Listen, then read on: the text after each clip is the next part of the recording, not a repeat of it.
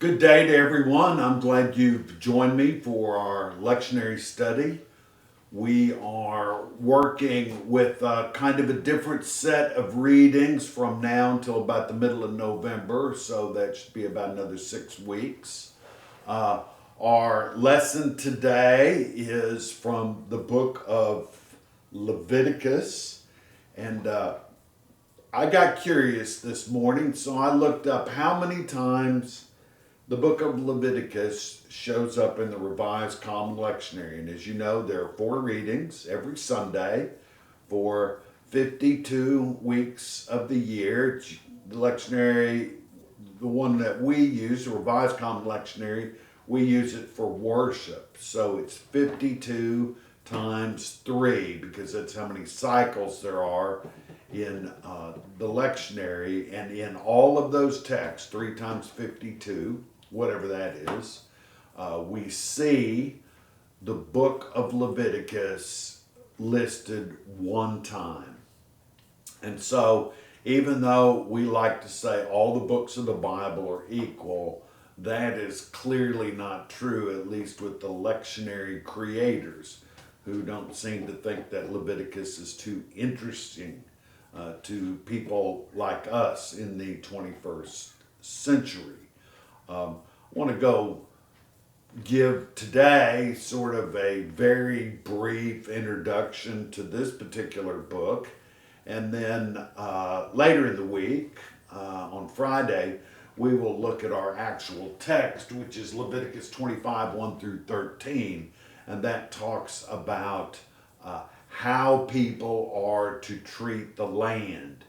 Now, if you remember last week, we talked about Psalm 104, which is a psalm praising the Creator for giving us the creation or nature. And I talked a little bit about ecology there. Well, this text in Leviticus are Israelite or Hebrew laws that pertain to the protection of the land, so that it may be preserved, so that it may remain fertile and produce the food and wherewithal that Israel needs to survive as it exists in Palestine.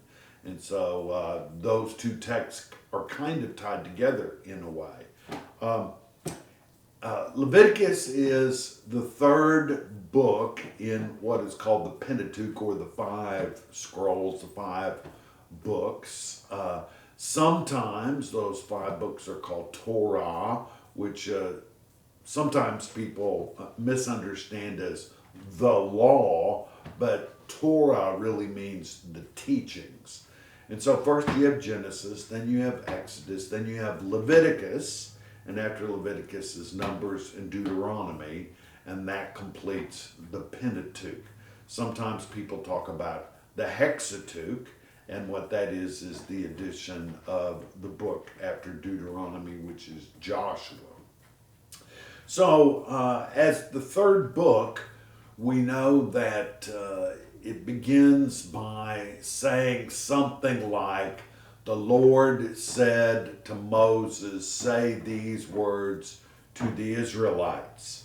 And we assume that the way that the story is told in Leviticus, and there's not much story in there, it's mostly just a collection of laws and so forth that Israel uses to worship God and to respect one another.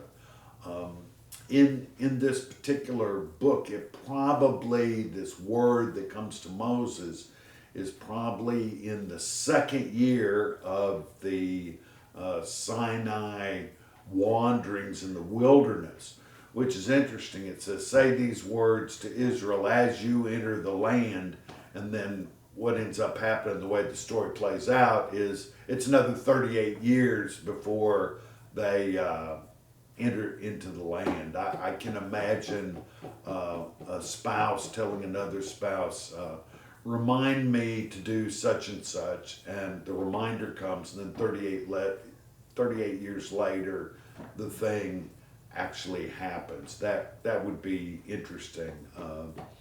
most of us would rather be told something a little closer to the time of the action rather than 38 years. But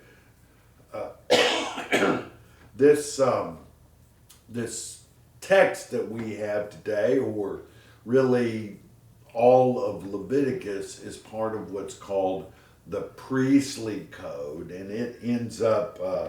The priestly code runs from Exodus 25 1, which is the very beginning of Exodus 25, all the way through Numbers 10:10. And so, in a way, you could say that the whole of Leviticus is assumed under the priestly code, which happens to be a list or a catalog of instructions for Israel how to, number one, worship God properly, and that's why there's so much talk about sacrifice in the book of Leviticus. And when you get to, as a parenthetical note, when you get to the New Testament uses Leviticus when it talks about Jesus as being the sacrificial atonement for human sin. That's the first thing.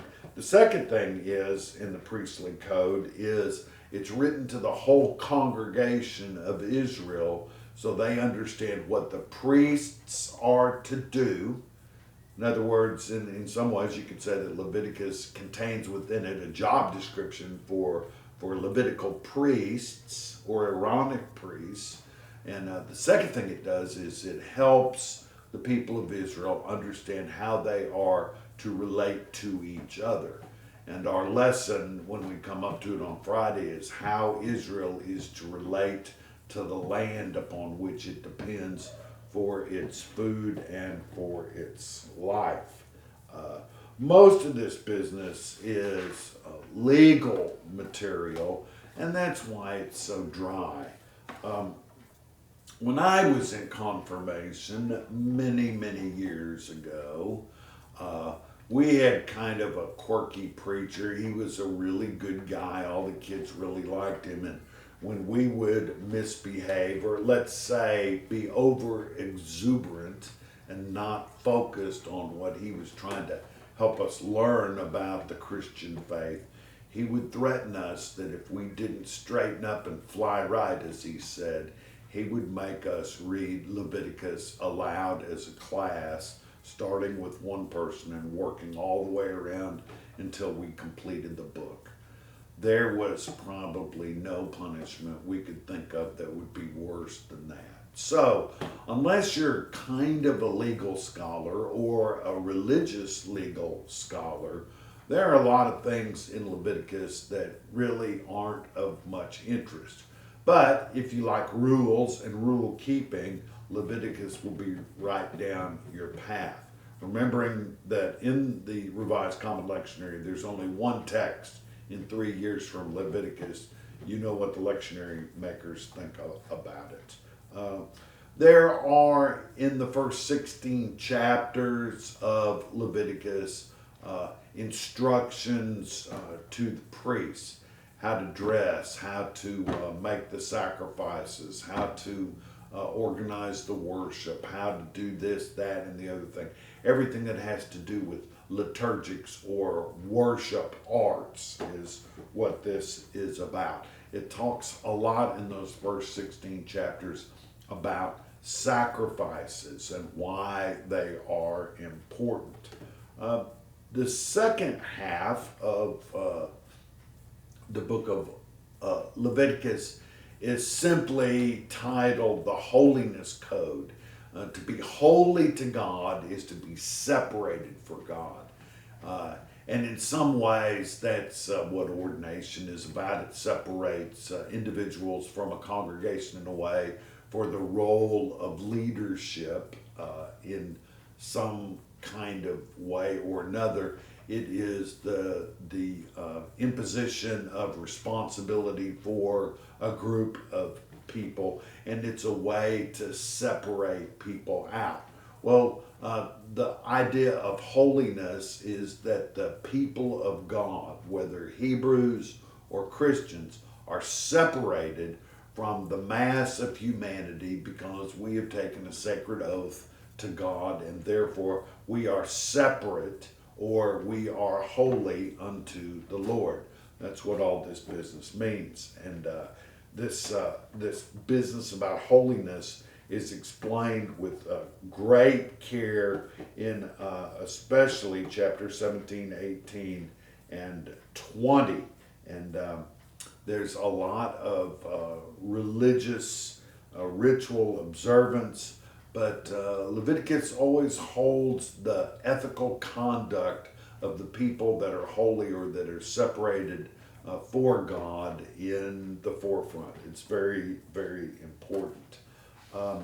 Next time that we get together, we will talk a lot about Sabbath keeping and the whole idea of the Jubilee year. But I want you to understand that in chapter 19 of Leviticus, and this will just give you a little taste of what it's like, is that chapter 19 tries to help apply the Ten Commandments in a different sort of context. This is a context of the wilderness wanderings, such as we see in Exodus 20 and Deuteronomy 5, which are the two places where the Ten Commandments can be found in the Pentateuch, or in the Torah, or in the first 5 books of the Old Testament or the Hebrew Bible. Decalogue means 10 laws, and here in in Leviticus, they're sort of recast in a way. And so in chapter 19, it talks about honor father and mother, keep the Sabbath, have no idols, do not steal, do not lie, do not swear by God's name falsely, maintain appropriate sexual relations, and do not hate your brother or take vengeance. In other words, do not kill. And what we need to know is that the reason that people are holy, according to Leviticus, is because God is holy. And we will hear this phrase, be holy for I am holy. We'll see that over and over and over again in Leviticus. I guess the only other thing that I want to say this morning is that we can look forward on Friday to talking about how people treat the land, and the whole idea of Jubilee, which is a wonderful ideal, but very difficult to pull off in real life. So I want to thank you for being with me today, and I hope that you'll join me again when we get to Friday and beyond. Thank you very much.